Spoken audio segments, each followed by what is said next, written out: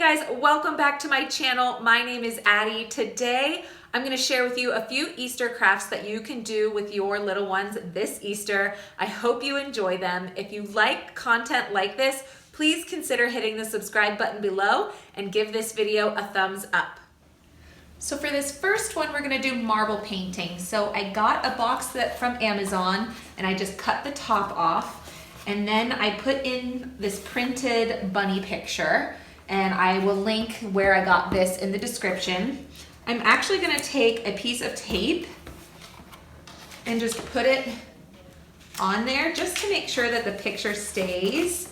I put one little piece in this corner and one in this corner just to make sure it stays when we're doing the marble painting. To coat the marbles in the paint, I just use these little condiment things and put a little squirt of paint in there and then rolled the marbles all around to coat them. So once you do that, you're just gonna dump them in to your painting.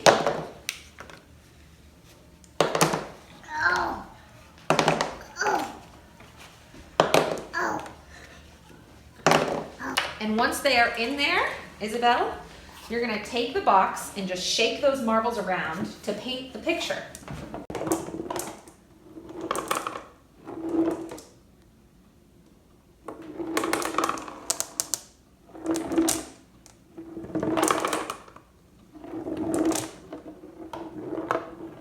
All right, so now that she is done, I'm just gonna go in and grab the paper.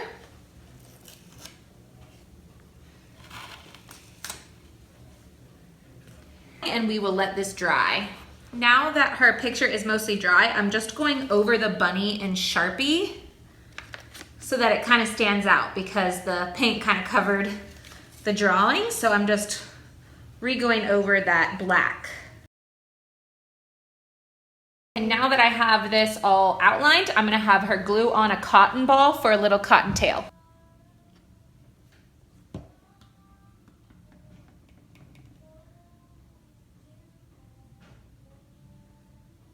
And here is the final product of both girls' marble paintings. They turned out super cute. My next idea is to decorate a cross. I will have where I got this printable in my description below as well. But to do this a little bit differently, I'm gonna take some masking tape and I'm going to tape the inside of the cross. That way what's painted is this negative space, and then when we take the tape off, it'll have a nice white cross there. And once I am done with that, I just let her paint however she wants to. Like that. Do that. That's how much I'm going to paint on that. Okay. All right, she has finished painting. So I'm just gonna let this dry before I take the tape off for the finished product. Now that this is mostly dry, I'm gonna go ahead and peel the tape off.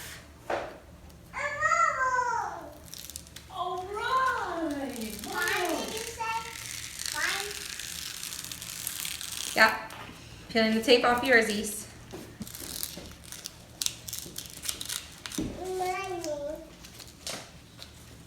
And there we have it.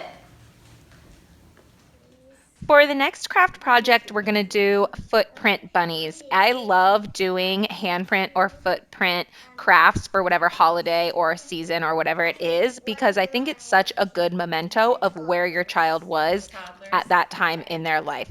So mine wanted to do 2 bunnies per page, so that's what we're gonna do.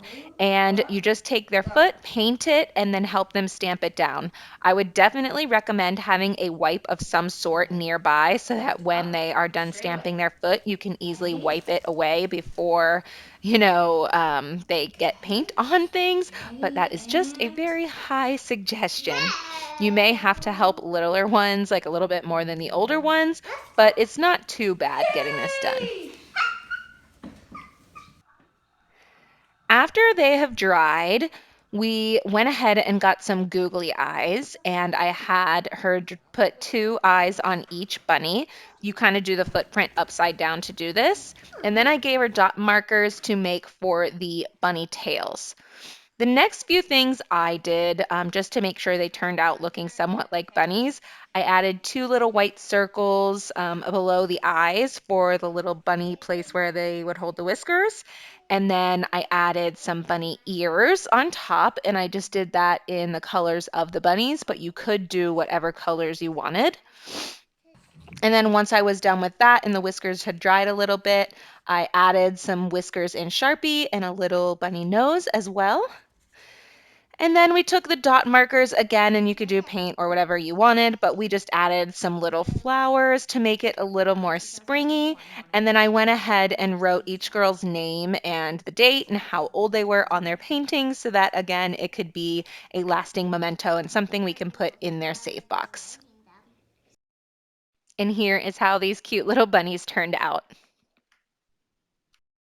Next up is a fun, different way to dye your Easter eggs this year. We're doing shaving cream, but you could also use Cool Whip, which is what I should have done for a more edible thing.